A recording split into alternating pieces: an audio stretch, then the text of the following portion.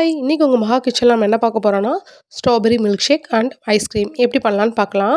அதுக்கு ஸ்ட்ராபெர்ரிய நல்லா தண்ணீல வந்துட்டு பேக்கிங் சோடாவும், சால்ட்டும் போட்டுட்டு நல்லா 15 மினிட்ஸ் ரெஸ்ட் விட்டுருங்க. 15 மினிட்ஸ் கழிச்சு வந்துட்டு அதில் 2 டைம்ஸ் நார்மல் வாட்டர்ல வாஷ் பண்ணி தனியா எடுத்து வச்சுக்கணும்.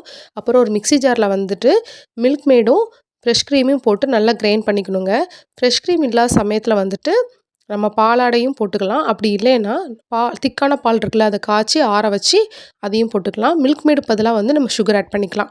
அப்புறம் வந்து ஸ்ட்ராபெர்ரி இருக்கு பார்த்தீங்களா, அதில மேல உள்ளதெல்லாம் கட் பண்ணிட்டு, குட்டி குட்டியா நறுக்கி அதையும் நல்லா மிக்ஸில நல்லா மையா அரைச்சுக்கணுங்க.